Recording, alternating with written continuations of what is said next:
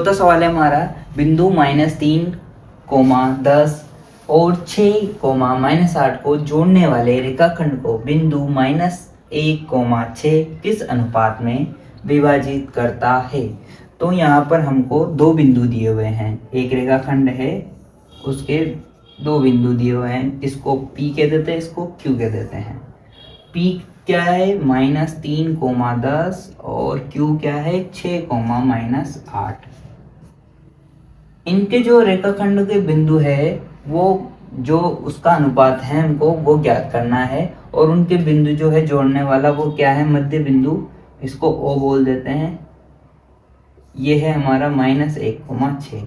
तो हमको अनुपात M1 और M2 बताना है। तो इस सवाल में हमें क्या करना है, अभी तक हमने क्या किया था कि अनुपात दिए हुए थे और ये निकालते थे हम, अब हमको अनुपात निकालना है, ये दिया हुआ है। तो कैसे निकालेंगे, तो सबसे पहले तो हमको जो बिंदु दिए हुए हैं उनको लिख लेंगे। तो x1 y1 बिंदु, x1 y1 क्या है, तो x1 तो है -3, 10, x2 y2 क्या है हमारा, x2 y2 है 6, -8। जो हमको फॉर्मूले में चाहिए हम वो लिख रहे हैं।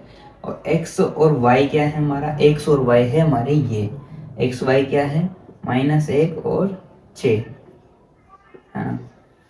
अब जब निकालना हमको क्या है, अनुपात निकालना है, तो अनुपात का फॉर्मूला भी पता होना चाहिए। तो अनुपात का फॉर्मूला क्या होता है, तो x बराबर m1 x2 प्लस, इसको देखो जल्दी लिखना है तो कैसे लिखना है, m1 प्लस m2 अब देखो यहाँ m1 लिख दिया तो यहाँ x2 लिख दो, यहाँ m2 लिख दिया तो यहाँ x1 लिख दो। ठीक है, ये हमारा क्या है, विभाजन का सूत्र है ना। अब देखो हम यहाँ पर विभाजन के सूत्र में x का ही उपयोग कर रहे हैं, क्यों, क्योंकि अगर इससे हम m1 और m2 को निकाल लेंगे x से, तो y को करने की जरूरत नहीं पड़ेगी। तो x से निकालेंगे हम, तो x का मान कितना है, तो ये देखो x का मान है -1, तो -1 बराबर m1 और m2 हमारे पास है ही नहीं, तो m1 m2 को ऐसा ही लिख दो। फिर देखो x2 कितना है हमारा 6, तो x2 की जगह लिख दो 6। फिर x1 कितना है हमारा -3, तो यहाँ देखो प्लस आता है ये वाला फॉर्मूले का, और उससे ये हमारा -3 का गुणा हो, चलो प्लस लिख देते हैं और ये -3 भी लिख देते हैं।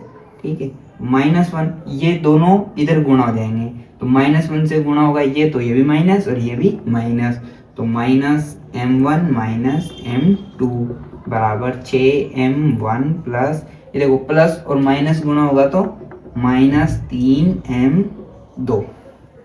ठीक है, अब देखो m1 एक तरफ कर लेते हैं, m2 एक तरफ, तो -m1, ये m1 इधर आ जाएगा तो माइनस के 6m1 बराबर -3m2, ये माइनस का m2 उधर जाएगा तो प्लस का m2, ये दोनों जुड़ जाएंगे तो माइनस के 7m1 बराबर, ये दोनों माइनस और प्लस माइनस होगा तो माइनस के 2m2।